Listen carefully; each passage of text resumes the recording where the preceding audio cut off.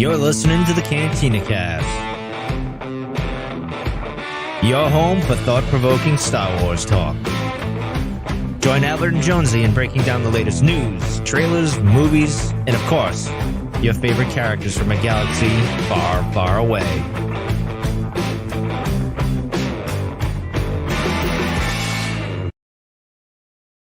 Hello, everyone, and welcome to the Cantina Cast. My name is Albert Padilla, and this is episode 359, Light of the Jedi, Part 2. We are on this path of trying to break down this chapter like no other show has done. I think, again, we joked about last week that by the end of this whole series, you'll probably have a good 13 hours, probably longer than the novel, the actual audiobook was for Light of the Jedi. But thank you guys for everybody that's here with us tonight and everyone that's continuing to listen. And I'd like to bring on our co-host, Mr. Jonesy. Jonesy, welcome to the show. How are you, sir? I'm doing well, man. No truer words have ever been spoken that this event will be much longer than the actual book. That is very true. Much like Ready Player One and Ready Player Two, I'm sure, where you've got about, 17 days worth of material or something that took you a day and a half to read. Yeah, absolutely. So, but this is exciting. I mean, there's some really good stuff here. And I think we cracked the seal, obviously, last week. And there's plenty more to talk about this week. Yeah, this is where things started getting pretty good. Yeah. And so I was trying to find my notes. I've just lost it. Luckily, I'm wearing pants tonight. We'll just leave it at that, okay? So, sorry. Now, before I came on there, I spilled coffee on my pants. So we were 1 minute late because I had to change in the last month. Curtain, man. Yeah, let me zoom out and you can I'll verify that. No, I'm kidding. Supposed to be a Patreon exclusive. Oh, behind the scenes, under the sheets. Okay, kids show. All right, let's do this. We got a little bit of news, and it's mostly all focused around the High Republic show came out. So the very first episode came out this past Wednesday. Hopefully you've had a chance to see that. If not, we're going to talk about a couple of things here that were mentioned. So it was the format was like 23 minutes long or something, which was good. It was longer than the Star Wars show or This Week in Star Wars is like the new one that they've been doing. So that was good. I was worried that it was going to be a really quick one and done, especially when they're only doing it like once every 2 months, I think, or something. Right. So that was good. A good length, I guess, in terms of that. And on top of that, they did some interviews and some of that stuff. There wasn't really a whole lot of, breaking things until they got to the very end. They did do an exclusive reveal of what we've got on the screen here, which was, they've got these, what have they given them a name yet, Jonesy? What are they calling these things? Wayseekers? No. Those things? No, what I've got on the screen here, this is the... no idea what those are. This is Bell. Is that Zedifar? Right. So it's those little animation things that they're doing on YouTube, and they put them on social media. I guess they're character background. Yeah, their character profiles. Sure. Let's call it that. Kind of like what they were doing with Galaxy of Adventures-ish. Yes, exactly. Idea. Yeah, basic idea. Right. No. And so they announced this one or released this one officially there. It's still not out, at least as of this recording. Was not out on YouTube or anywhere else. But so you have to go watch the show to see it. But this is a little background on Bell Zedifar. So there was some cool stuff in there. We got to something that was reiterated that we'll get to, I think, tonight. Or I think so, yeah, tonight in Light of the Jedi. So that was neat. On top of that, they did talk about on February 2nd with Into the Dark coming out by Claudia Gray. We were going to be introduced to this new, I'm going to call it a Jedi. It's more like a Ronin character, I guess, if you're familiar with like the old samurai and that sort of thing, but they're called Wayseekers. And what you see here is Wayseeker Orla Jareni. And what did they say about her? So they said that we're going to learn, she's in Claudia Gray's Into the Dark, like you said. We're going to have flashbacks into Orla's time as a Padawan and her journey to knighthood. So clearly still a Jedi, but something a little bit different with what a Wayseeker actually means and how that might work into how the order operates, because this is a completely new classification of Jedi, if you will. Yeah, absolutely. And that'll, she comes out a little bit later in the novel. You'll catch her, obviously if you pick up the book here on February 2nd. So, and I highly recommend that book. It's great. Do you think we have any connection here with a Wayfinder with the Wayseeker? Maybe. Yeah, the choice of wording is intentional, right? Right. So, right. Okay. Yeah, that, and then the other thing that was interesting about her, she does have I don't know if we should call this a double-bladed lightsaber. Maybe. Yeah, because it's not a swing blade. Swing blade, sure. It's kind of like a what do they call it? Yeah, switch knife, right? Yeah, one of those things, switchblades. It's dark raised lightsaber. Yeah, it's dark raised lightsaber only used for good. So you can kind of see it here. But it does, it's double bladed, two blades coming out the same end until she opens it up and she can use it as a traditional two-handed Darth Maulish kind of lightsaber, if you want to How do you call feel about that coming into the High Republic series? it. I think it's fine. I mean, trust me, man, we've had plenty more egregious lightsabers and weapons used by the Jedi in, Right. Legends before. It's just curious with the types of lightsabers we've seen in Light of the Jedi. It seems a little different, a little more modern than what we've seen elsewhere. So I thought it was an interesting choice. I'm curious how this plays out. Yeah, I mean, it is really. It's like a. I'm trying to think if she uses it. If there's any advantage, I guess there is an advantage in using it with the two blades like this. But it is more of a. It's more compact and convenient to carry. Instead of strapping this huge double-bladed lightsaber on, she can easily fold this up and attach it to her holster there. It's in the overhead compartment or in the seat in front of you. Right, yeah. Ever she's flying. Okay, and then the last thing I guess that they introduced was, or reintroduced, was Edge of Balance, the Edge of Balance manga that's coming out. They gave us a date, so this is coming, or at least a month, June of this year, 2021. We knew it was this year. Now we know it's June, and they did introduce us to the main character, who we didn't really speculate. We just did when we covered this, that we didn't know what her name was, but it is officially Lily Tora Asi. And beyond that, I mean, there was a couple little details here and there. We know that Selin Geos is going to be in this as well, and we got another Wookiee. Did they give us much information on the Wookiee? No, nothing on the Wookiee. Just know that he's known as Arkoff, which is very interesting. How someone is just known as something. So a little something unique there. And I think we did get a release date of June 8th. Okay, great. In the article, I think it said June 8th. Awesome. But yeah, this is gonna tie in with the other stuff because we're gonna have the Drengir as part of the series, and Lily Toriasi is gonna be a main focal point of that. Yes, that's awesome. Okay, I think that was it. I mean, again, please go take a look at that. There's other stuff in there, and it's good to see everybody all obviously in that show. But yeah, I'm looking forward to more of this stuff, and hopefully we don't have to wait for that show to come out for big announcements and news. Right? I'm hoping they kind of do this here. All right, let's get into the part 2 of Light of the Jedi, and we're gonna pick up with this. I was joking to Jonesy, like, I've got all these great pictures because of the kids book that came out. But at some point we're going to tap that out. We're not going to have any more really cool graphics to go off of. So I may have to get a little creative if we keep the visuals going. So if you remember back in the day, a couple of our Discord users used to draw like stick figures for us.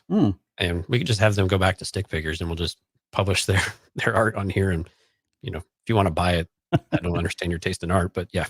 Yeah, if you've got a creative eye or creative hand, I don't know what is one of those, I guess, or both, maybe both. You kind of need both, I guess. Right. If you've got either one of those and you want to send us some artwork to use that's tasteful, please let me know. Send it to us, cantinacastfanmail@gmail.com. That would be great. Yeah, fear not, true believers. Albert will have a little bit of art next week, so don't panic. Yeah, I've got some. Not much, but as the novel goes on, we're going to have running out real quick here unless we get some homebrew. It might be me on Microsoft Paint, which you don't, and nobody wants that. Right. Okay, so we get back to Loden and Bell. They're jumping out of the Nova. That's their ship that they've christened the little the Vector there that's kind of floating there, and they're headed down below to wherever this insurrection's going. Right, that if you remember, we've got this one luxury liner, cruise ship, whatever spaceship that's sitting there. It's completely blocked off by a wall, and they've got all these people that are trying to get through with guards that aren't letting them. And Bell is definitely falling and convinced he's not going to be able to stop himself with the Force. And then seconds before he splatters, Loden actually stops him, so saves his life, basically, right? Right. And tells him that, hey, once we get back to Coruscant, we can practice this more. We can do some more training. He says, there's plenty of really tall buildings, and the best, one of the best lines from him, or really in the book, is you could be falling for minutes, plenty of time to figure it all out, right? Right. Which is good. I mean, that kind of speaks to Loden's, his sense of humor and the comedy that we've talked about before. But I've got to ask you, because, now that we know they can jump off tall buildings of Coruscant, my mind immediately goes to Mace Windu. And do you think they're doing it? Because he keeps popping up. I'm not, like, if you go to StarWars.com, he's right there again on the front page as of today. He's up there on one of the main things. He was in the presentation that Kathleen Kennedy did. There's been tons of rumors of him coming back. But I mean, this feels like it's in your face. Like, okay, you can jump off, quote, a tall building from Coruscant and still survive. why wouldn't Mace Windu be able to? Yeah, and they really flaunt it at us too, because it's not the only time this happens in the book, Right. and it really opens a lot of doors and questions as to what's possible. And we assume something like this was entirely possible, and we've speculated this for a long time before any of these rumors came about. Even when Windu went out the window, I think there was always a question of whether or not he was actually dead or not, because we never didn't see the body. It doesn't count, right? Yeah. But yeah, so I mean, it gives it opportunity. I mean, StarWars.com isn't above trolling us a little bit too. Just had a good fun. Right. So it's tough to take it seriously all the time, but when you start to see a few things line up, you really start to ask some questions. And I mean, we know everything's on the table these days, so why not Mace Windu? We know Sam Jackson is still around; he's looking great.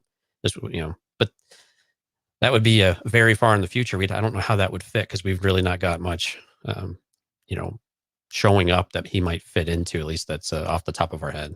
Yeah, right. It's we speculated Mandalorian at one point. Maybe it could be something else. Who Maybe knows? There's Ahsoka. Yeah, maybe Ahsoka at this point. Who knows? plenty of shows still coming out. Right.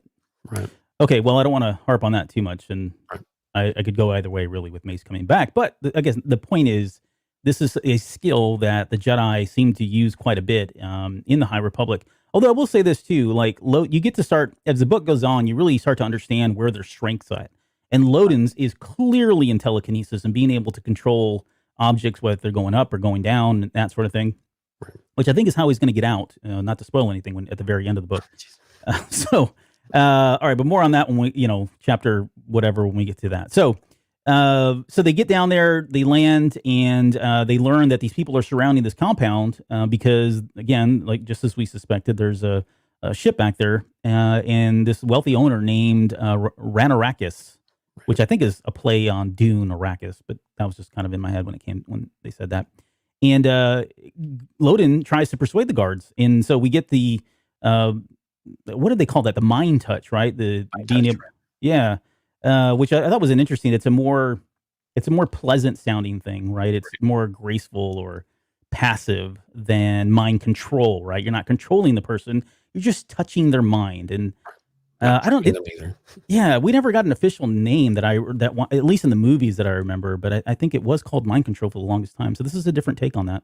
Right. Yeah. And it's interesting because this is something that gets brought up as a bit of a conflict and a bit of a moral and, ethical type of discussion and debate too, about whether or not you should do this, or, who should, and what scenarios should you do it? When does it, quote unquote necessary? So we get a little bit of that conversation a little later on, but it's definitely still here. They know how to do it.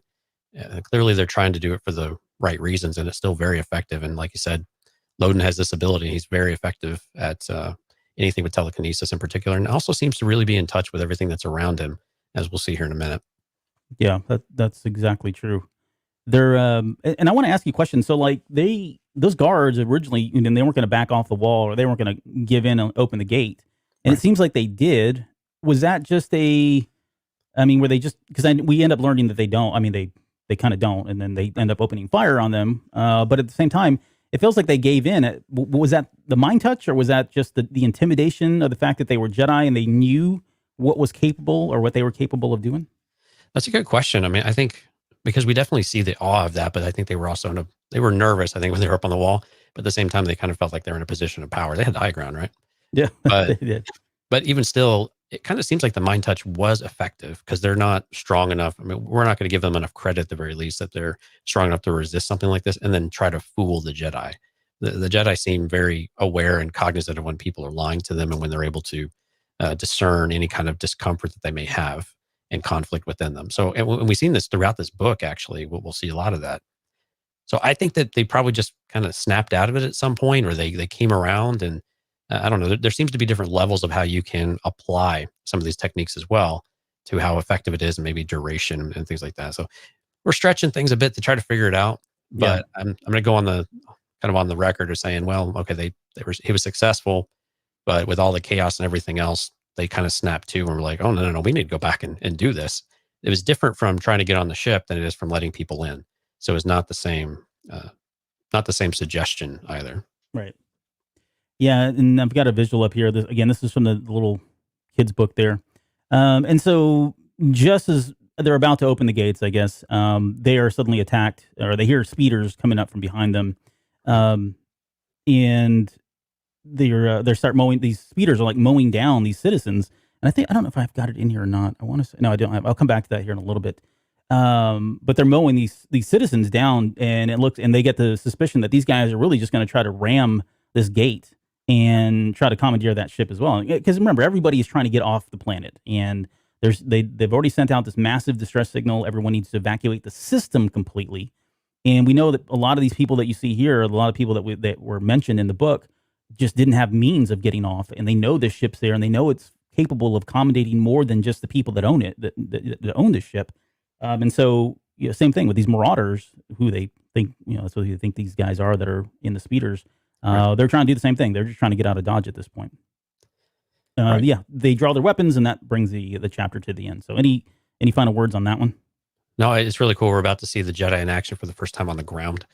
And so this was a very high anticipation moment. If you're still getting to this page, or to this part in the book, you can start to feel it starting to pick up just a little bit. And this starts to feel like Star Wars. We talk a lot about feels like Star Wars. This starts to feel a lot like Star Wars. You can almost picture, sending Obi-Wan and Qui-Gon on the diplomatic mission to, turn the tide. Right. And so it's great to see this, and we're about to see some real action. Okay, chapter 10 is Hetzel's system above the fruited moon. 50 minutes to impact. I didn't read the first one. Sorry about that. I'll get this. I promise. So chapter 10, we're back with Joss and Pika Adrin. So they're the everyday contractors, along with Taami, Mikkel, Nib, and Boryaga. And Joss is super frustrated.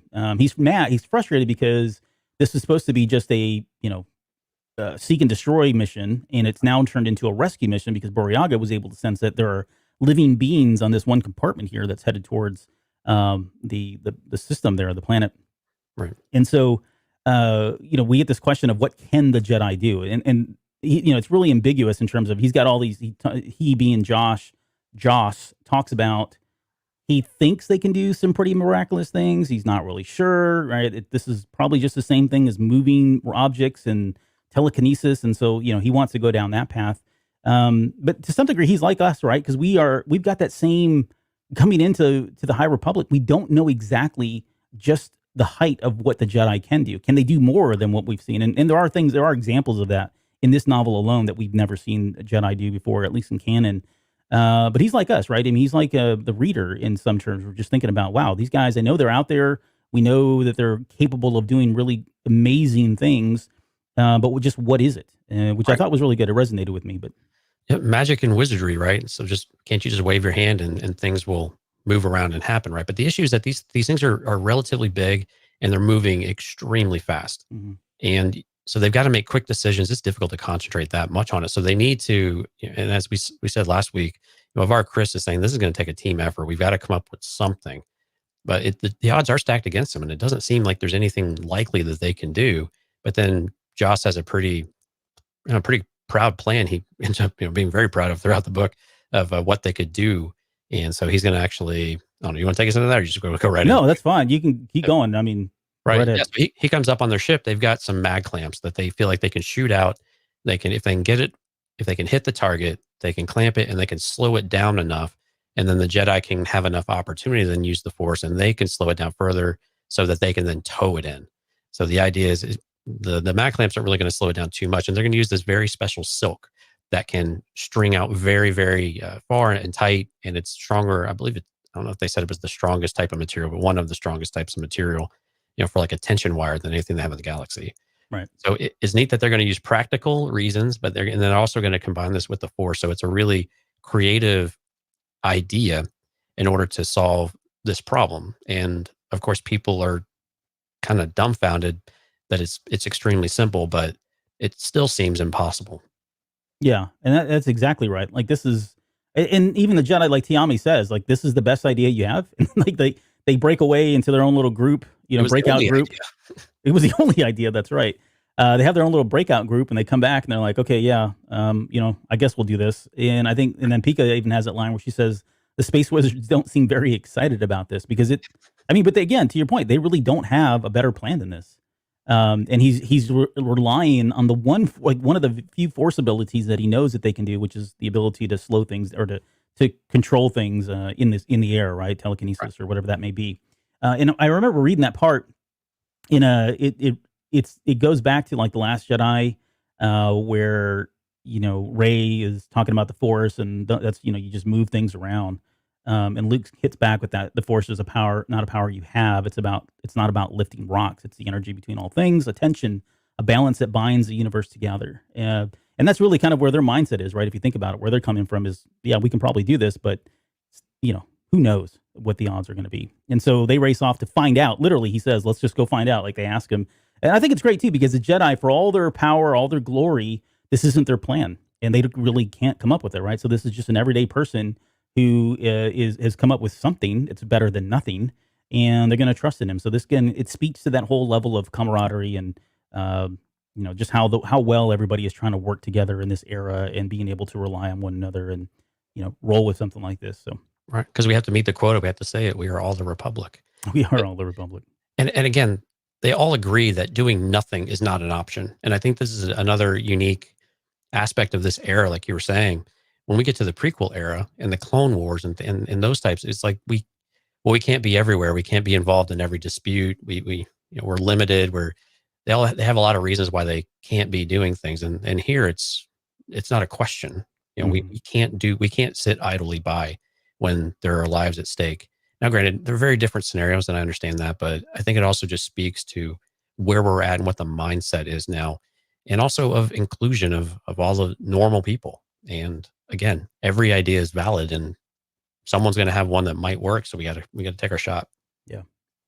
And I put this picture on here because it's Rey and Kylo in The Rise of Skywalker, kind of doing the same thing, right? They're trying to slope. One's trying to hold it back from taking off, where they both are really. They're kind of vying for power here. And I always wondered, like in Empire Strikes Back, when the Falcon leaves Hoth. I mean, I get it; it's taken off pretty fast, but like Vader doesn't really even try. We saw Ahsoka do it too in the last season of the Clone Wars. Remember, she was able to hold the ship from leaving there. Maul's ship. And we saw Vader do it in Rebels, didn't we? Yes. Was it the third time? I think he was yes. It the shuttle? Yeah. Yeah, I mean, there's been plenty of examples. I mean, but it goes back. It's the same concept here. They're trying to slow this thing down, and we'll get into them more a little bit here, because they're just shooting for like a 1%. Right? If they can just slow this thing down just a little bit, anything will help, like you said. Right. Okay, let's get into chapter 11. And this is one of the shortest chapters in the novel. There's a couple of them like this. For me, it was like one of the saddest chapters, because it's really all about these 4 starships that are, they've packed them. There's 2 passenger ships, there's 2 freighters, and they're all holding people. They've packed as many people as they can. They've gotten out of the system, or at least off the planet, and they're about to head out. And suddenly, out of hyperspace comes one of these big pieces of the Legacy, and is it Legacy Run? Yeah, Legacy Run.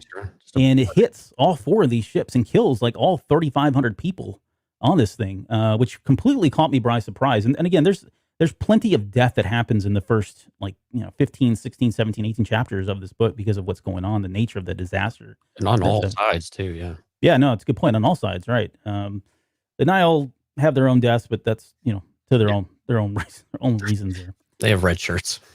They do have plenty of red shirts. And then Avar Kriss has this moment that was kind of reminiscent of Obi-Wan Kenobi, or Ben Kenobi in A New Hope, where suddenly when those 3,500 people died, she kind of felt she could feel that something had happened and something was wrong. And then she starts getting this feeling like, hey, there's something missing here. Like, we're not seeing something that, she says it was a bad note, right? Because she sees the Force as music. And then as things go on, she starts to realize, okay, maybe it's not a bad note, but it's actually like a missing note, which I think is a little bit later.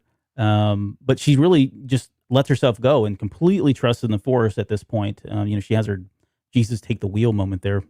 Right. And then as she's doing this and trying to like search for what's going on, she feels like she senses that there's one piece of debris that lands. I think it's on Hetzel Prime, or is it Hetzel Prime? One of the main planets, I think, in the Prime Hetzel system. Yeah. But it lands thankfully in the water, but it still ended up killing like, I don't know, hundreds of people, right? It could have been millions of people had it hit land, but it didn't. So again, she's out there searching, trying to figure out what that one missing piece is. And the chapter ends with her just kind of listening and trusting the Force and trying to figure out if, what the missing piece is. And this really had me going, because I was like, okay, wait a minute. I thought I knew everything that was going on here, which I did enjoy the payoff, which we'll come back to in a little bit. But what your thoughts on this one? This was actually a chapter where I had a couple of thoughts. One was, I'm going to take us out of kind of the characters and kind of go to the writing real quick. With Charles Soule, if there was a criticism I had in some of the book, was that he moved through some things really quickly. Now, that was fantastic for pacing and being able to get through the book and really feel like it's got this really energetic pace. But this was this was a time where you brought the reference up to Obi-Wan Kenobi when Alderaan was done. Clearly not the same scale. Right. But it was almost like there was no residual impact. There was no feelings. We didn't get any kind of perspective from the rest of the Jedi or even from Avar Kriss. And I was a little disappointed we didn't get that overwhelming feeling of sorts. I mean, she sensed the loss, but then we quickly moved on. And I get she's a Jedi master, and so she would be able to block those things out in order to focus on the task at hand. Mm-hmm. But I would have liked to have seen some sort of, hesitation, just a little bit that, this is very impactful for them, and they're so close. I don't understand why they wouldn't have been more of an effect. Yeah. So I think it's purely a writing thing, not necessarily a character thing. But it was just a opportunity I thought lost where we could have got a little deeper connection with Avar Kriss, and even with some of the other Jedi, especially like a Buryaga. I mean, this had to have been devastating on his side. And again, for the sake of pacing, I don't think we did that.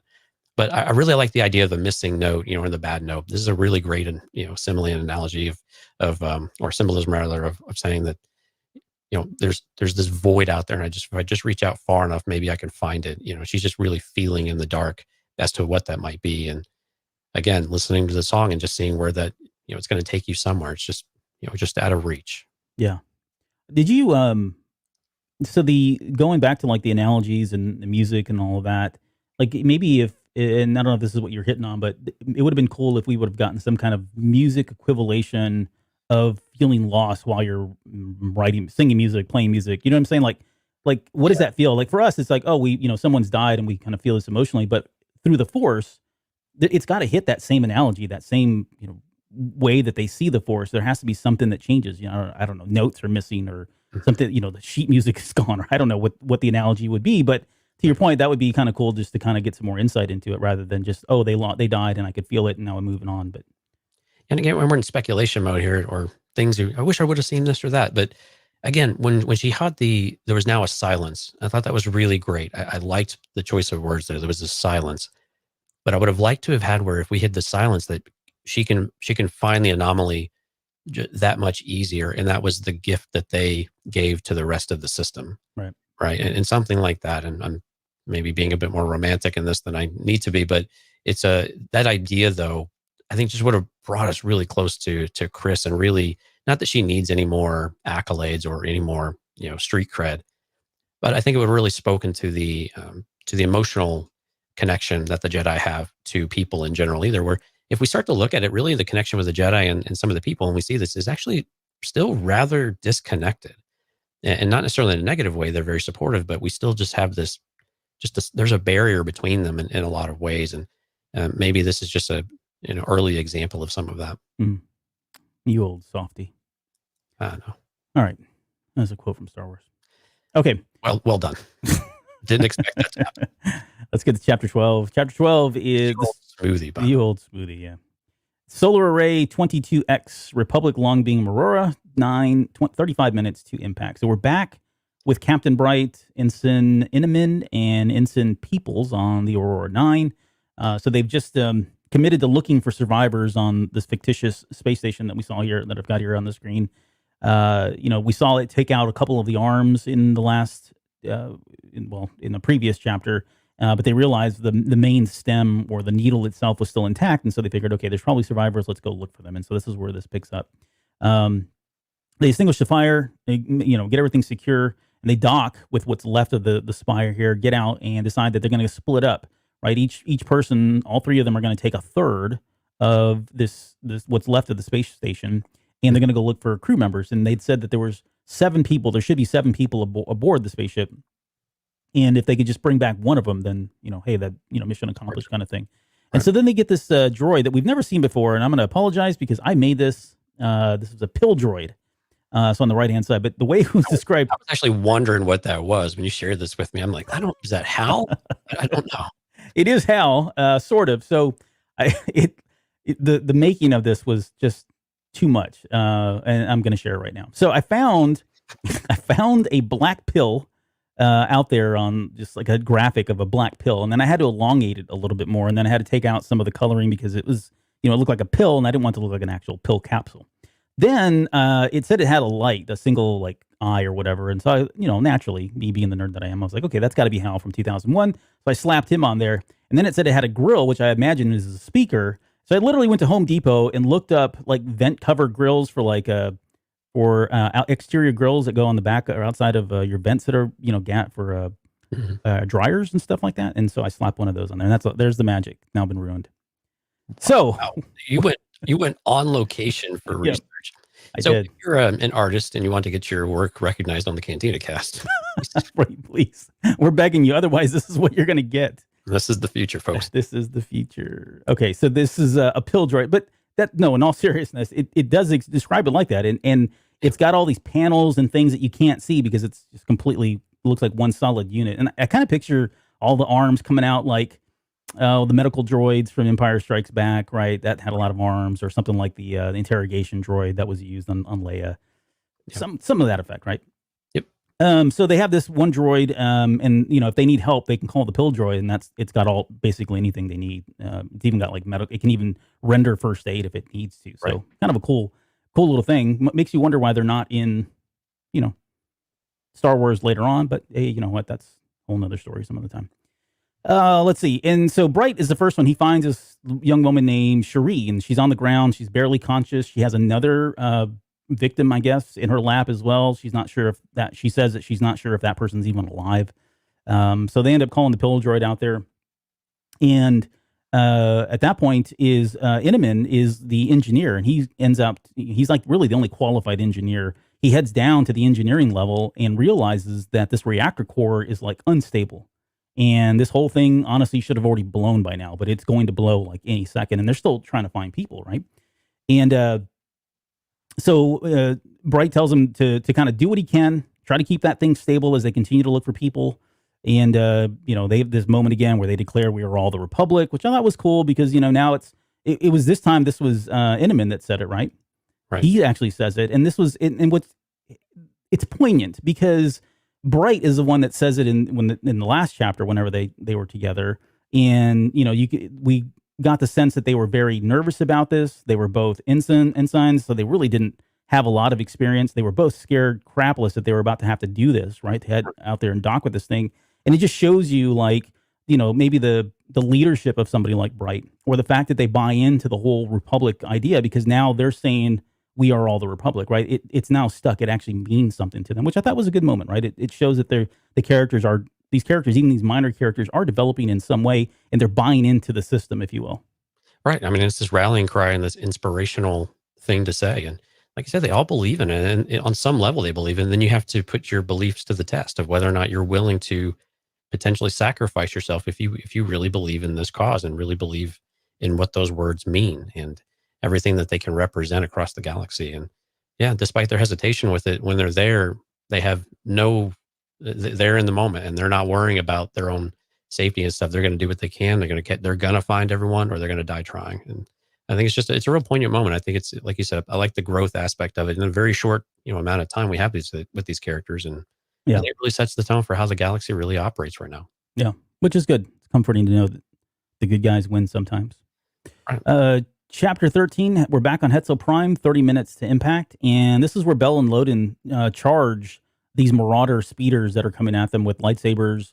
And they're starting to deflect the bolts back to them and take out the cannons on the speeders. Now, I want to just apologize for one thing. The picture that I've got up right now is actually from, again, that kid's novel or the kid's book.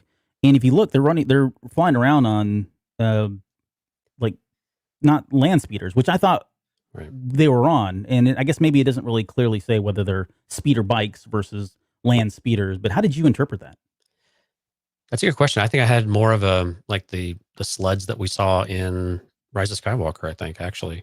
And more of a sled type of thing where they're... So like Mandalorian too. Yeah, exactly. Yeah, those ideas, where they quick moving and actually Mandalorian is probably the one I'm thinking more closely of. But just something that'll carry 8 to 10 people. I thought it was, or 3 or 4 even, just a few people all at once rather than a single rider is what I had visually. But this makes sense too. I don't think they really get overly clear, but Yeah. still. There's a really cool moment here where we get some of Bell's perspective on lightsabers. He says they have very unique sounds. He says it says it's the sound of skill, training, and focus, and last resort. He calls it the art of the Jedi, which is like, hey, that sounds like a book in the future here, or a movie or a comic or something, right? Art of the Jedi. And then from his perspective, right, they're designed to injure no more than necessary, and that they, meaning that they're very surgical. And we kind of already know all of this, right? But again, this is all his perspective, and it's coming from a Padawan who's obviously still pretty young. Although, well, I don't want to spoil that. We'll get to that in a minute or later. And then just the sight of them in itself were very intimidating. And this question came up on that Star Wars show that they just did on Wednesday. Someone had sent the question in about, are the Jedi more well known during this era of Star Wars than later, like the prequel trilogy and whatnot? And the official answer was yes, they are actually more well known, because the Jedi during the prequel era were all congregated on Coruscant, right? Where the Jedi in this era are more out and about, and they're more amongst the people, if you will. So people are well aware of them. And so these 2 Jedi literally fall out of the sky, then turn on their lightsabers, doing flips, taking out cannons. I mean, this is a very intimidating thing for these marauders, and that's exactly what it says. I mean, this sight was very intimidating. It's a deterrent in itself, much like the guards. That's why I was thinking those guards had to know what was going on, and that's probably why they backed down and said, "Okay, fine, we don't want to pick this fight, especially right now, right?" Right. So we also get a good idea of, like, we finally get some confidence from Bell as well, which I thought was really great, because we've had all this uncertainty about him and a lot of self-doubt, but now we find that his skill with a lightsaber is where he's in his comfort zone. He doesn't know all of the forms or anything like that, and hasn't mastered them. He's got a long way to go by his own admission, but it's the area that he feels comfortable with, that he can contribute to without a lot of thought. He has a lot of that just muscle memory, if you will, but in tune with the Force and how this can work and redirect shots. And we see this, the faith that master and apprentice have in one another as well, with protecting one another's back and not worrying about what else is happening around you while they take care of another task. Yeah, it's a good point. I'm glad. I was glad too, like that we know this is his strength. Lightsabers are his strength. So hopefully we'll see more of that. Well, we do in this book, but we'll see more of it as all the other stuff comes out here. Mm-hmm. There's one small moment too that I thought was really cool, and it's a passing line in the midst of everything that's happening right now. But he mentions that he's able to send Savar Chris, right? And that's it's indicative of that power, right? The Force meld, or whatever we're calling that, battle kinesis or battle readiness or whatever. That she's already connected everybody, and they can all feel each other and sense each other. So again, even with everything that's going on here, the power that either she has or the together that they have as a group is so powerful that he's able to kind of pick up on that and sense that she's around, the presence is around, which I thought was neat. Great point. And you can just imagine it helps that interconnectivity, but just between Loden and Bell, even though they're right next to each other, and anticipating what's going on around them. Oh yeah, I mean, it was like synchronized swimming, the way it was described, right? They both took out cannons at the same time. They both ran, did flips, jumped on the speeders, and landed at the exact same time. I mean, I'm thinking like Obi-Wan and Qui-Gon Jinn, or any other combination of Kaden and if you remember the first Clone Wars series, where Barriss Offee and Luminara were in the caves of Ilum, and they were doing everything they did was in sync. Perfectly in sync. And it was really the first time we had seen a lot of that all at once. So that's definitely what I had an image of in my head. Yes, that's a good one. I'd forgotten about that one.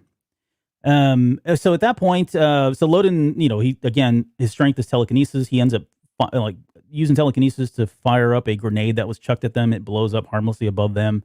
And at that point, the Marauders all scatter. They run into the crowd. So they, kind of trying to take cover, trying to get away. And he tells Bell to kind of watch his back for a second. And right before as soon as he does that, Bell is able to deflect a bolt from hurting him.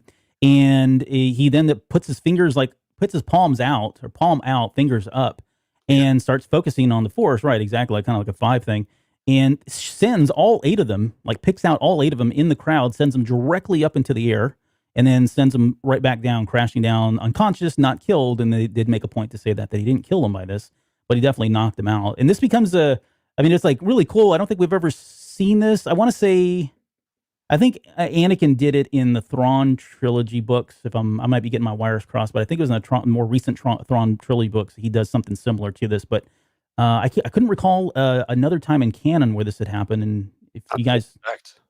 what's that? Yeah, not to this effect. I mean, this was far more dramatic than what we've seen, being able to pick 8 out of a crowd specifically. Now, granted, I imagine he was able to identify them fairly easily, but then to actually independently pick one up and do something with them is really pretty amazing. Right. A different way of applying the force. I think something also, Albert, here's that I think is really interesting is that we also get an idea from Loden, and I think some of this is through Bell's perspective, but how he feels about having to attack these marauders and how he feels about the guards as well. And that he almost, he pities them, but he's like, well, you made your choice. And we get this throughout the book a couple of different times where the Jedi don't want to do it, but they feel like there's no other option. And everyone has their own choice and they've made it. Even that means that the Jedi might kill someone or do harm to them. And so it's almost a relief, I think, sometimes whenever they don't kill someone, you hear them groaning. We know they're alive, like you said, but we know that they don't want to kill. And it's not the first reaction that they have. And some of the Jedi are very keen and very cognizant about how they're approaching a battle. And even the ones where they know they're in the wrong and the others might do harm, they still want to try to do as much as they can not to inflict as much damage as needed. Yeah. Only what's needed, rather. Right. It's kind of like I said earlier about with the lightsabers themselves. They try to use these very surgical, right? They're not blunt weapons, or they don't take the shotgun approach with any of the things that they do, whether it be powers or the lightsabers themselves. Right. And I skipped over this moment. I apologize. I do want to come back to it because this is I think of the relationships in this book, this is certainly one of the big ones, right? It's probably I don't know. I'm kind of going back and forth, but it's probably my favorite. It's certainly a highlight of the book. It's the one that gets the deepest exploration too. Yes. That might be why. And it's things like this, right? I mean, it's kind of where I was going there. It's things like this. Plus, the part that I skipped over was right when the Marauders started attacking, the guards try to take a cheap shot at Bell and Loden. And luckily, Loden was right there, and he blocked the blaster bolt before it hit. It was about to hit Bell. And Bell asked him, like, what's going on? Like, why are they attacking us now? And Loden says they're afraid. They're trying to carve out a little control from an uncontrollable situation, right? And then like seconds later, the favor is returned because Bell blocks one of the bolts from Loden, like I mentioned. So, it reminds me of like how many times did Han save Luke and Luke save Han, or how many times did Anakin save Ben Kenobi and Kenobi save Anakin, right?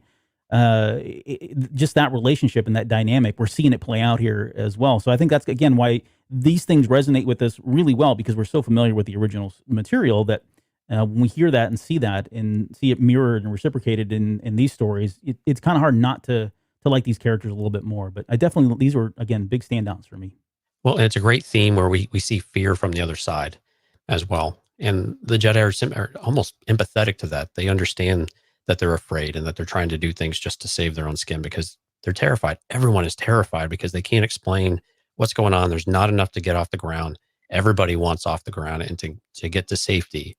And it's just a horrible situation, but it's a good idea. I think it's a good idea for Charles Soule and some of these authors to explore that, again, this connection between Jedi and just normal people as well, even the bad guys. Right.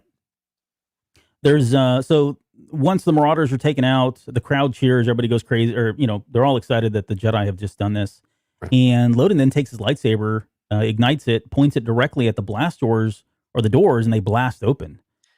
This might be the coolest application of the Force. I was going to ask what you thought about it. Literally how the book describes it. I'm sorry, Albert, I didn't mean to. No, go ahead. No, take it away. I got excited about this.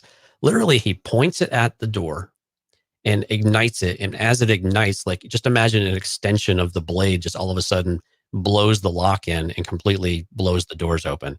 It must have just been an amazing, it's almost a little bravado, I think, but it's definitely a statement that he's making. And if you were in the crowd and you saw this, I wouldn't even run on the ship. I'd just be sitting there staring in awe. But again, probably so simple of a thing and nothing really special, but just the effect of it was just really, really cool. Yeah, I liked it too.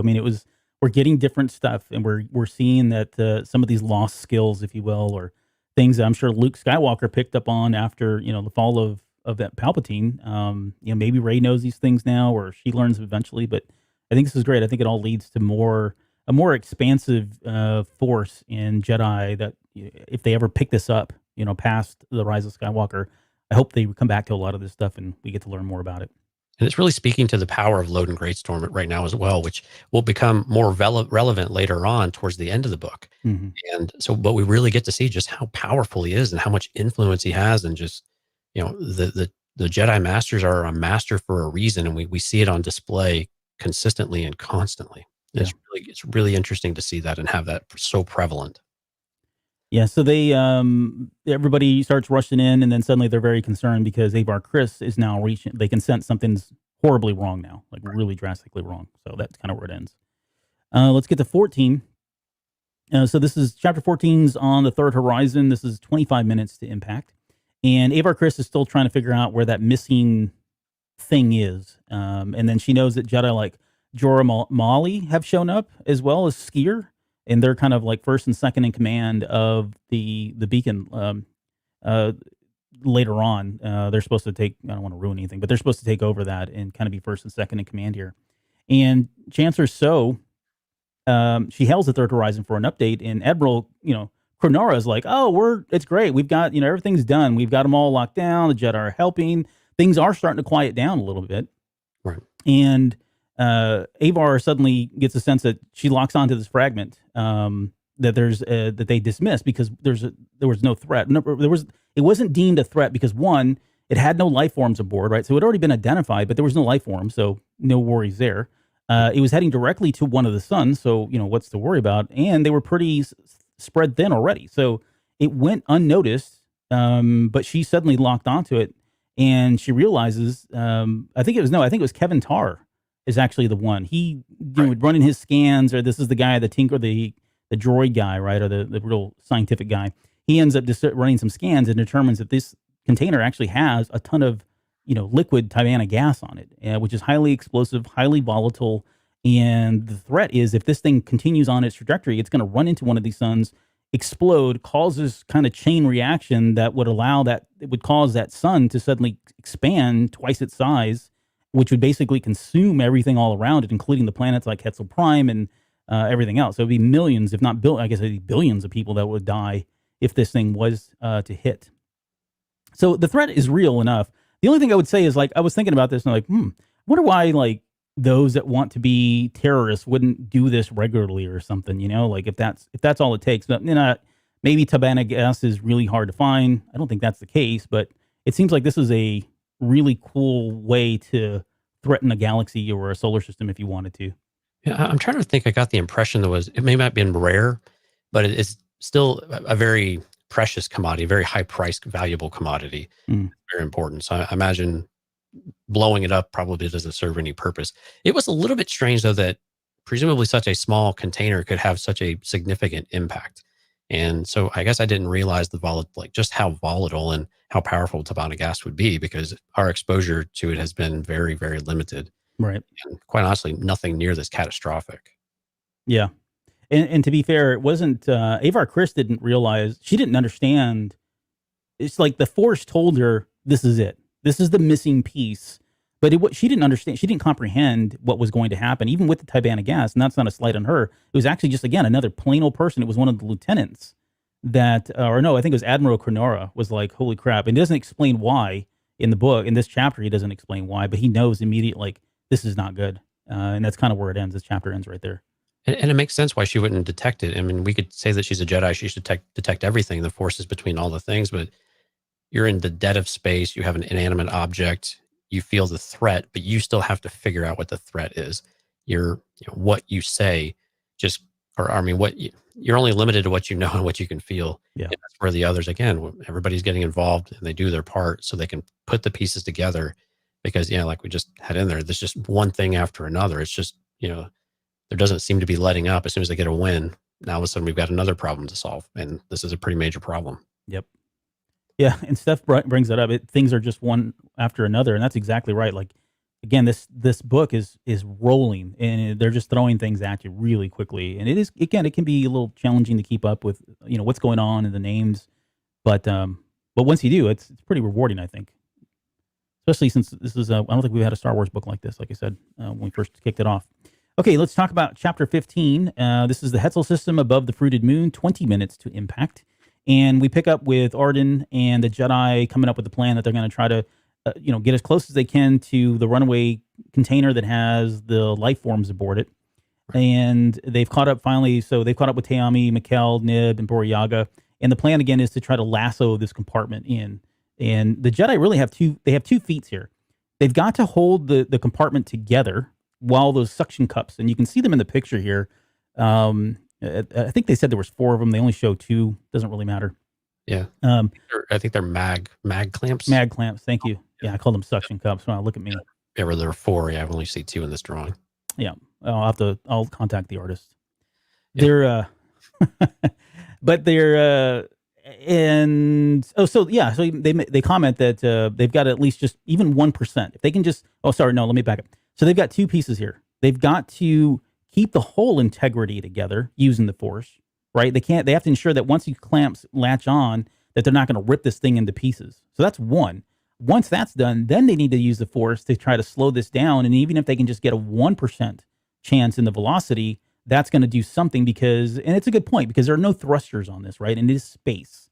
So therefore, it shouldn't take a whole lot to stop this thing, right? You don't have a lot of, force behind it, because again, there are no thrusters. So even if they could just get around for 1%, that might be enough to really kind of slow this thing down and reel it in. They fire the clamps, all 4 of them. I think 3 of them land, 1 of them does not. So that was already they're at a disadvantage there, not really having all 4 of them cling on to those. And it was called a Garian silk, which I thought was interesting because it said that as it got longer, I think it got stronger, right? The tensile strength became stronger as it did that. And so they pull it off. Luckily, and I'm fast forwarding through a number of pages here, but long story short is they pull this off, and Josh actually says, "Whoa, I didn't think that would even work." And then Mikkel says, "You certainly waited long enough to tell us." So again, even up until the last minute, there was a lot of doubt on all parties that this was far-fetched, and it was really kind of a Hail Mary to get this to try to rescue these. No one had a better idea. All right, exactly. That usually is the idea that you end up going with. Right. But then we get an abrupt message.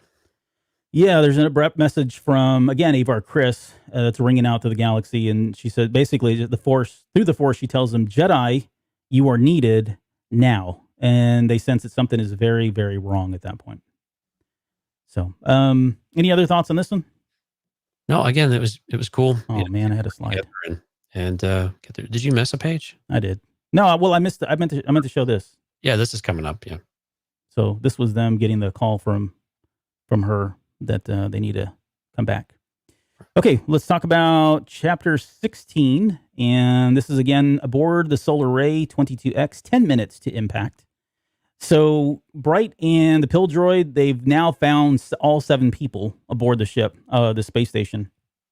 And they're heading back to the Aurora 9 to kind of get out of here. And Bright tells Inman to go ahead and leave the engineering deck so they all need to get out of there at that point. And then we get a message from the Third Horizon saying, "Full system evac, all rescue efforts are supposed to end, and vessels are to head to hyperspace access zones and leave Hetzel immediately." So they're now getting this final message of get the heck out of Dodge because something really tragic is about to happen, which is the Tibana gas going into that sun. And Inman doesn't show up. And so Bright learns that Inman actually stayed behind because he has to constantly apply this coolant. And if he doesn't stop applying this coolant to the reactor, this whole thing is going to blow up. And so he's left himself behind, essentially, almost sacrificing himself at this point. He's decided that he's going to have to just do this.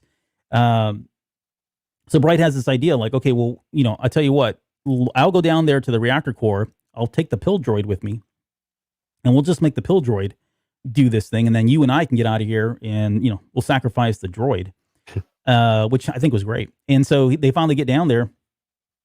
And when they're getting down there, they realize, he shows the Pill Droid what to do, how to apply the coolant. Inman leaves, and then just as Bright is about to head out, he senses something with he calls them his tentacles, right? He senses like a presence around, and he realizes there's actually an 8th person that they had. Right? I mean, it said 7 usually, but turns out there's actually 8 people that are aboard this space station. This person's still alive. And so now he's in a really horrible predicament because Inman is now left. He's got the Pill Droid there that's doing this coolant application, and he's got to now make a determination: do I rescue this person or not? Because he's not going to be able to carry this person all the way back up to the Aurora 9 at this point. But this was a pretty tense moment for me. How did you feel at this with this going on? Yeah, it really did, because we've, even in the short amount of time we've had with these characters, we're already very connected to them, and Bright in particular, and we've seen where the others have come from, and yeah, we thought we had the solution, right? And now we've got a really tough choice, and it was hard. I mean, this story, and there was one other one a little bit later that were probably the more difficult ones to, maybe not difficult, but I mean, they were the more pulling at the heartstring moment of something going wrong, and just no other way out. And again, it shows the, the potential mortality of every character that we have, and that good people are going to die when they're trying to do good things, and we see the sacrifices they're willing to make, for their fellow people. And but it was very sad. I mean, it was, like you were saying just a moment ago, it was kind of breakneck pace at times with names and everything. It was almost breakneck pace with how many we were losing at the same time to make Right. Yeah, we understood which ones were left and who they were and how they fit in. But it was a sad moment. Again, I think there was one that was probably just a bit more really, really pulled on the heartstrings, but this one was pretty sad, no option. And we're going to go ahead and make the decision to send the pill droid back, and he'll take over the operations to keep the coolant coming. Yep. There's a great moment there too when he kind of makes that decision about, okay, I'm just going to have to sacrifice myself here. It says Bright gave himself a moment, just one, to think about his life, the things he had done, and the things he might do. He thought about the Republic and what it meant, and his oath to serve it and all its people. So, like you said earlier, like again, this higher level of thinking or commitment, right, to the cause and to the betterment of the galaxy, if not the universe, whatever. A very different mindset than I think for us in seeing people. I'm not saying there are not people like that in a lot of the Star Wars that we're all very familiar with, but a character like this, I think of like a Holdo, right? Right. Sacrificing herself the way she did, or anybody else that's given themselves up in that manner. There's not a lot of examples like that in some of the canon Star Wars, but for a character that we were just introduced, and to kind of be able to see that through his eyes and kind of understand how he rationalized, I need to do this for the High Republic, then I thought that was pretty important. Very reminiscent of Rogue One as well. I had images of Jen and Cassian, and just all the heroic people that were on the planet trying to do what the right thing was, knowing that there was really no escape. Exactly. And Inman is like, and of course he's going to push back. He's like, no, we can do. He starts trying to think of, okay, how do we not do this? How can we still get you off the ship without you dying, right? And Bright like slams that down immediately, shuts it down immediately, tells him, hey, life's too short and the ship's too small. I always figured, but all that ends now. Life is short, Petty Officer, pretty damn short indeed. And so that was his final message to Inman, to just go on. I mean, he's got his whole life ahead of him. He's just getting started. We don't know how long Bright's been in service here with the Republic, but we get the sense that he's had a pretty fruitful life, at least, right? So, and it's pretty sad. Inman gets to, they undock, and he tells them, like, we're already undocked, we're leaving, and Bright finishes the mantra. So of we are all the Republic, and then just before Inman does, it says, quote, heat and light and nothing more is all that Bright feels, and so that's when he goes with the space station. So yeah, pretty sad. Yeah, the ultimate sacrifice, man. And I know JW was a big fan of, I think it was JW that was a fan of Bright. I don't know if he's here with us tonight, but yeah, I kind of wish we would have gotten more from this character. I don't know, maybe we get something in a prequel kind of thing, but I think he was a favorite for a lot of people. And that picture, I don't know if that's him or not. Again, I got that from the Old Republic, but I would like to see what he did look like. Yeah, gonna miss it. What'd you say? Gonna miss it. Miss it. Yeah, we're gonna miss him. We barely knew you. We barely knew you, like literally barely knew you. Okay, chapter 17. Man, this is a doozy of a chapter. Yeah. A lot happens in chapter 17. So we're back on Hetzel Prime, and we're on the Third Horizon. So this is the glory ship of the High Republic, the one that Avar Kriss is on. So Avar Kriss, she's ordered now that the Cronoa and Third Horizon leave the Hetzel Prime system and get to a safe distance. Okay, so she's putting this plan into action at this point. And the plan that she has, Cronoa thinks is impossible. Like, and there's no way you're going to be able to pull this off. And she responds, very stoically, all things are possible through the Force, which I thought was good, right? It's still within character for her that she would respond with something like that. Right. She then jumps out of the Third Horizon Lands gracefully. I'm sure she does, like an Ahsoka Tano kind of land from the Clone Wars last season there. She lands on Hetzel Prime itself. And we learned that this planet is just, we kind of knew this. We've talked about it, right? This whole system is really centered around agriculture, growing things. It's teeming with life, right, everywhere that she's on. And she interprets that because all these things are giving off some kind of a force, right? She interprets that as a song. And she mentions that the force is loud here, that it's just singing with the force because it's just so. And so it's good because this is what's going to allow her to kind of pull off what she's hoping to do. And it's why she's grounded herself and doing it here on the planet and not from, the third horizon as well. So, and it's very similar to like Dagobah, right? We always had that even well beyond for all of this. We'd always, anytime Dagobah came up, it was always discussed that this planet had a lot of life on it. I think in Legends, Yoda used that to his advantage because there was so much life there that it was hard to find him, right? It was a needle in a haystack at that point. Even as powerful as he was, even as powerful as his force signal may have been, because he was there and there was just so much life, it was a way to kind of shield and mask him. Right. We've seen other examples of like Force Nexus, and I don't think this is that. We're not giving any indication that this is a nexus point in the Force. You're right. It's just everything is all consuming. It was a little strange that she hadn't heard it that loud before, given where she's at in her Jedi journey. But there's always going to be some place that's just so, like you were saying, so teeming with life that it's just something you can harness and you can feed off of in order to do very special and unexpected things. Yep. And so she ends up telling the Jedi, she contacts everybody, tells them, okay, here's the plan. We've got to stop this Tibana gas container from hitting that sun. She explains exactly. Another crazy plan. Yeah, another crazy plan that, only the Jedi would be able to pull off. And when she's talking about it, she there's a point in there where she says that Jorah Mali would not like this plan, right, at all. But somebody like Elzar Mann would love this plan because it's so unconventional and it is so like far out there, and it's making use of the Force in a way that it doesn't sound like it's conventional, right, in any way.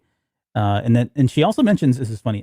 She mentions Elzar's motto is better to ask for forgiveness and permission. And I'm going to tell you right now, so just off script here, I can't tell you the number of times that Mike Rondo has uttered those exact words to me for I can't tell you how many things.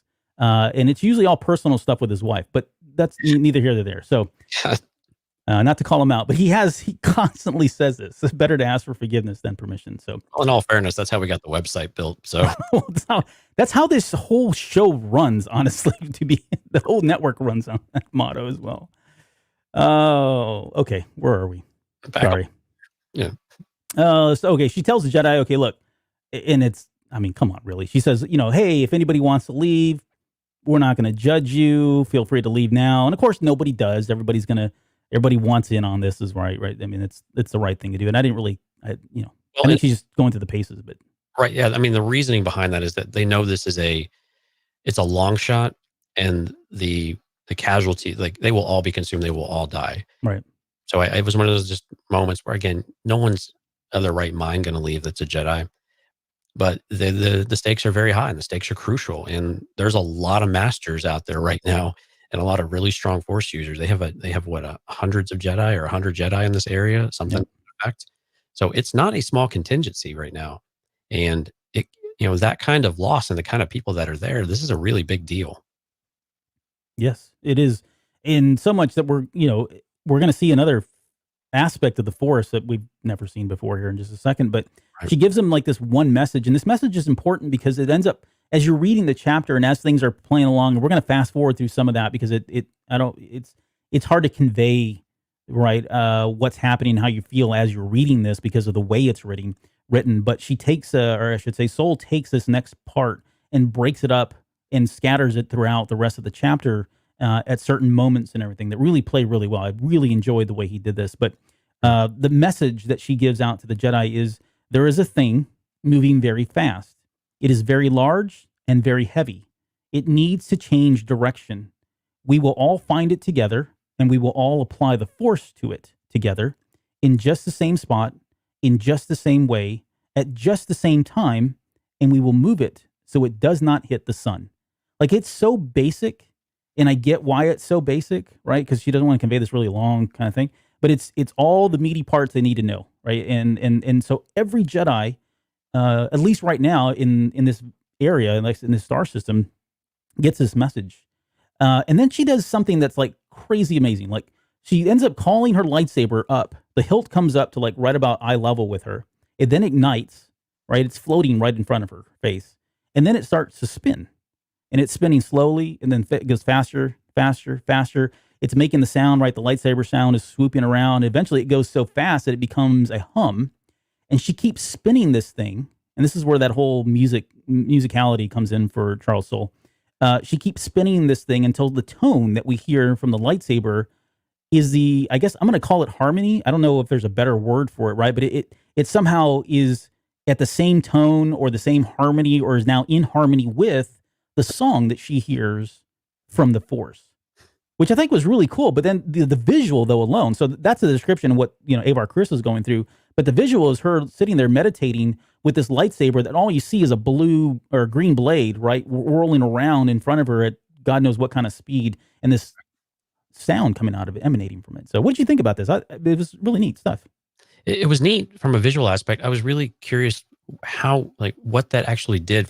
Yeah. Standpoint, and I don't remember getting any kind of clarification around that. It was just more the visual representation, and like you were saying, I saw it the same way.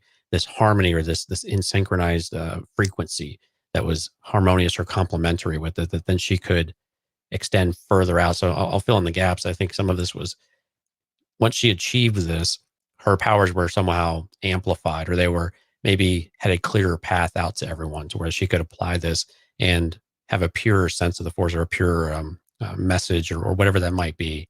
But it was odd that he didn't just explain it a little bit, understand what it actually meant to her, and what was that little edge that it provided her, besides just kind of being in tune and everything, pulling together, I guess. Or did you have any kind of other No, that's kind of it too. I mean, I got it as like a repeater, or some kind of I don't know, again, something, a booster, right? A power, a force boost of some sort. And it's a good point. I'm with you 100%. Like, I really wish we would have gotten an explanation as to why. What was the practical effect of doing this? And maybe it's to be determined. Maybe this comes up again, or we, later on in another book or something, they're looking back on what happened here, and they ask her, "Hey, how did you pull this off?" And she says, "Oh, well, I did this little technique that did this and that." I really hope we see the technique again and get a little more information. Again, we don't need it necessarily explained in totality, but just to give another hint, or give her perspective on it, even if she can't really explain it, she gives just an idea of what that feeling is, or what that mental process is. Right. It'd be really great to see if we can retouch on this at some point. Yeah, and right here, so we then get a sense of like some of the other Jedi and how they see it. So she sees it as a song. Elzar Mann sees it as a deep, endless, storm-tossed ocean, or a sea. Right. Yeah, man, I'm telling you, there's something here, and I don't know if we'll get to it in this chapter, but the next one, I've got a whole thing I want to do on Elzar Mann at some point, because, we'll get to that. Boryaga sees it. He sees a single leaf on a gigantic tree with deep dug roots and sky-high limbs. So for him, it's all about the trees, right, on Kashyyyk or wherever he's from. There's a Jedi named Douglas Sunval who sees huge interlocked sets of gears made of endless variety of materials from crystal to bone. So that's how he interprets the Force. And then Bel Zettifar, it says, is danced with fire. So this, talking about the dog that he has, Ember. If you go back and look at the little character background thing they did on YouTube, the one we talked about here at the very beginning of the show, there's a moment in there where everything lights up on fire. So there's something with fire with him. He sees it as flames, or an open flame of some sort. Right. And then Loden Greatstorm is a dance with wind, right? That he sees it as winds and currents and stuff. And I think that aligns with his telekinesis ability as well. So I think that's kind of where those two are kind of playing one off of one each other. This was so great to get these different perspectives of how they view it all. And it just makes you wonder, what all the Jedi that we know, do they have something similar that they see it as? And this would be really great for Yoda to explain this as well, because we've got kind of his luminous explanation and things, but it would be really cool to get a little extra information about how he perceives it, and it be something related to the whole lumen, because they even bring this up here in just a minute, of the luminous beings and not the crude matter. Yeah, those types of comments. Yeah. So now that this is happening, I was just thinking maybe it's like a tuning fork. I don't know. But so now that she's got It's pretty good. Yeah, I actually kind of like that. right, it's because that sounds like what it was. But now, because if you think about it, the next part of this is they're all connected in a very deep way because they're all seeing the same song. They're seeing it in their own eyes now, and they're all in this mission. The mission is really to start combing the system, trying to lock on to this one container that they know is out there that's heading towards the sun. And once they lock onto it, they all can lock onto it. So they're all kind of searching on their own individual paths and trying to focus on where it's happening. It turns out Estella Maru is the one that found it, and not that I know we're kind of in the middle of a pretty important part, but Estella Maru is described as a girl in the book, but then in the comic book, it's a male. So there's a continuity error there. And I even looked this up. Like I even went and did some research on it, and there are a number of people that have already called this out. So I don't know if it's a male or female. I want to message somebody like Soule or somebody else and say, what is Estella Maru? But anyways, Estella Maru is the one that finds it. I'm getting hung up on the details here. And but what's crazy is like these Jedi are so focused that they are like some of them are dying. Like they're like vectors are crashing into each other because they're not paying attention. They're so hyper focused on trying to find that container. Tayami loses consciousness altogether. Like it's almost too much for her. She just completely blacks out, I guess, at some point. Right. And so they all latch onto it. And they all start focusing and doing. And again, this is where all the mantra comes in, and those lines that I mentioned earlier that I read. They start playing off, and they're all kind of trying to move this thing, and they successfully move it, and everybody's like, there's kind of a big sigh of relief. But then she realizes that through all that effort, and again, I fast forward through a lot here because it went back and forth, and you could start, he was trying to build up the tension about how difficult this was, and how everybody was focusing, everybody was concentrating, and it wasn't enough. Right? They were not able to move this container enough, and so they got to go back through the whole thing again. And they've already lost. They've lost Jedi, so they don't have as many people as they had before. But we also get like Yoda. So Yoda comes in to save the galaxy, right? But they call him out. There's other Jedi that are across the galaxy, not just in the solar system, but they're now tapped into this as well, and so they're given a hand to kind of do this and try to move it. Eventually, with the help of every Jedi that could hear this call and was able to focus on it, they finally move it out of the way. And I think I was supposed to be playing along with the visuals here. This is a visual, everybody all kind of doing their force connection and trying to move that container. And then you can see the container there. They drastically drew the trajectory there as moving down. Imagined it. What's that? It wasn't quite how I imagined it, with it straying off in a very severe arc. Right. Like it's like a little pinpoint touch that just kind of just bounces it a little way out. Yeah. Like 1 degree, 2 degrees, but yeah, I mean, more than what they did before. But this was really cool. I mean, yeah, they sensed Jedi all the way back from Coruscant, everywhere across the galaxy. They were all able to contribute. And again, it still was difficult. They were still losing Jedi. They were, passing out. Their ships were straying again. That they were overwhelmed by it. And it's just it shows you that even it takes huge exertions in order to do very small things sometimes in certain scenarios. But it also is really interesting, the reach of the Force and just how far you can extend yourself in certain circumstances. And really, I mean, I guess we have to give all the credit to Avar Kriss in this one of making that possible, because I'm not sure if that's possible otherwise. Yeah, I don't know either. Like it again, it does seem like this is something that's never been done, or the feat is too great. Well, it sounds like it's never been done, because she's talking about how, Elzar Mann would be proud of her for doing something like this and kind of thinking outside the box, if you will. But yeah, I don't know that this is a common thing, or they've had to do anything on this scale before. And hopefully we get some more information and background on that. And one thing that they said, it was all of a sudden the Jedi were chanting, saying the same thing, but it wasn't chanting. It ended up being singing the same thing over and over. I can't remember what the actual quote was, but we will move this or something like that. And it was just really cool that they tapped so far into it that it was. I'm assuming this was rather literal, that they were actually singing the words in some way rather than just speaking them and being very monotone about it. Yeah, if not out loud, then in their heads, right? Right. Right. I mean, don't think they broke into song and became a musical, but yeah, I could hear them singing, jazz hands and all. I could hear them singing in their heads. And okay, so everybody's happy, they're elated, they've moved the Tibana gas, and everything's great. We also learned that Kevin Tarr has been broadcasting this. So somehow he's figured out a way to tap into the feed that was going back to Coruscant, and then and they don't really give you a lot of details here because it's really not important. But essentially what he's done is he's broadcast all the events that have been happening here to billions of people in the Hellstar system, as well as anywhere else where they could pick this up, so that they could all see. And everybody was everybody was able to visually see what was happening and see the Jedi save everyone in this solar system, which was cool. Again, he does so many things in this book that they've got to have some big plans from him. We talked about him being maybe like the creator of the astromech droids. That's probably in there as well. I'd like to see him maybe do more, maybe some of the technologies that we just kind of take for advantage, or take for granted, I should say, in the Star Wars timelines that we know have come from him. But he seems like he's got a lot of ideas. He's pretty well rounded in terms of where his scientific strengths are. So maybe that's a possibility, but he definitely is going to be a major character, I would assume, at this point, even though he's not a Jedi, which is great.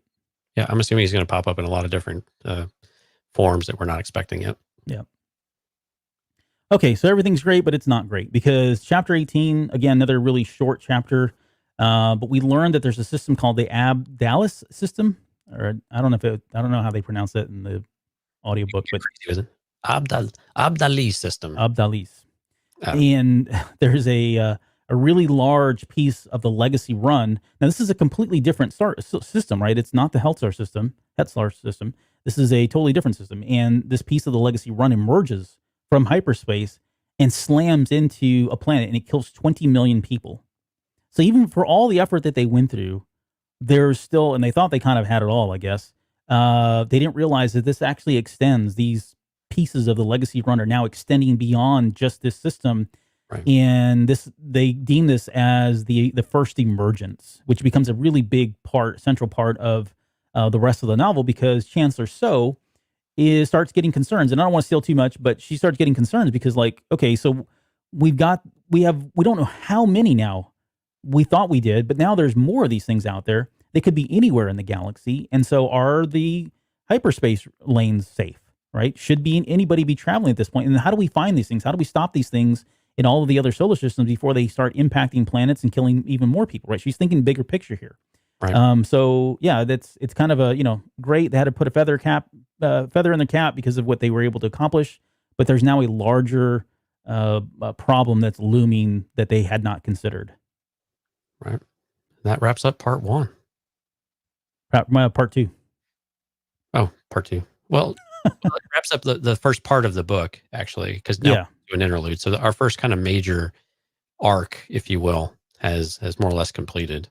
So what are your thoughts so far as we got up to this point? That you're still feeling engaged? You're feeling like this is moving at the right pace and the right detail and things like that? Yeah, I mean, we get a breather. Like it kind of, we take a step back. We can breathe after this for a little bit because it's almost like 2 books, right? There's this first part of it, and then the second part here is the second act, if you will. But we now get the Nihil and get to understand how they play into this, and how all of this stuff we've been talking about with hyperspace lanes and all that about, okay, now you start to see how these things are really connected and why they're important. And I think it just helps kind of book, I would say it helps strengthen and build some of the narrative that we got from the first part of the book. So I was pretty happy with it. Again, my only complaint really with this book at all has been, just not being able to keep up with the number of characters up and, through chapter 18. But from here on out, it gets really focused. So you're not having to sit there and scratch your head about all these names, and you're able to like logically weed out which ones you don't need to focus on and which ones you probably should, which I think is a good thing. Right. It's hard to remember that this was a 400-page book, I believe, because of we've talked about, this is such a fast read and so fast paced. And again, the only complaint I've had really is, aside from the assault of names, is really just sometimes we get a little lack of details that we probably would have gotten in another book, another series in the old days. At the we lose that because it's an expense of the pacing. And again, there was a lot of material to get through in this book, and I've got to keep reminding myself that 400 pages is a fairly long book for Star Wars. We don't typically have books longer than that. Usually they're the 350, 370 type of range for the adult novels. So yeah, pacing again is breakneck. You're not bored at all in every storyline, even the slower storylines.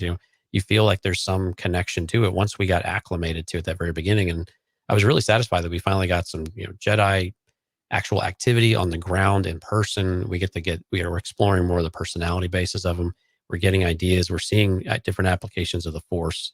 We're finally, these are the things that we crave as Star Wars fans that really help us bring us into it and get really attached to characters, and knowing that really all of them are at risk in some way. We know there's going to be some that are untouchable for a time, but right now it really does feel like there's a lot of risk for really any of them, and that doesn't change a whole lot as we go through the rest of the book.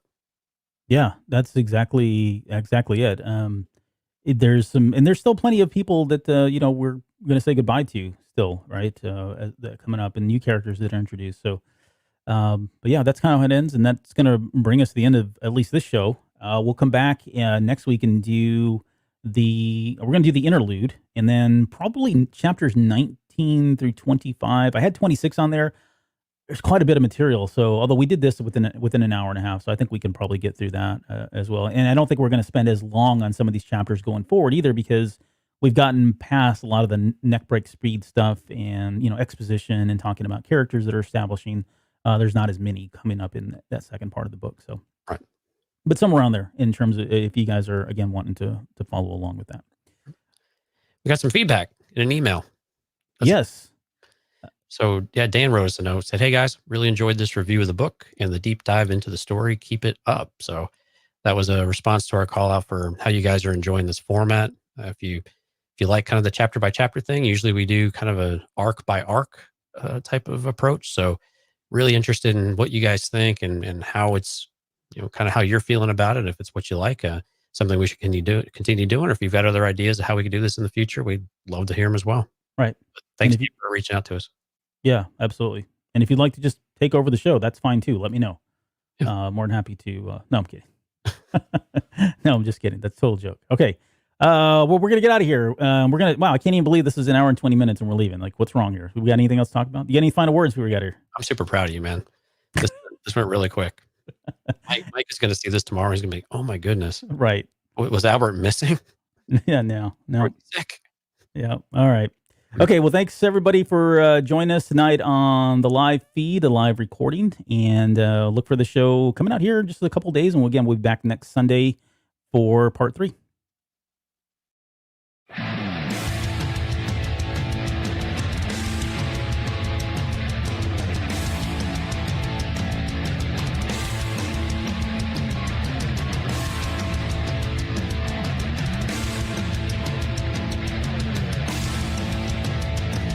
You're still listening? Wow, that's amazing. Well, I'm here to give you the disclaimer. Normally we do a big, long, drawn-out disclaimer thing saying what's what and who's what and all that other stuff, but I think you guys kind of know that Lucasfilm and Disney have no affiliation with us at all, and we have none with them.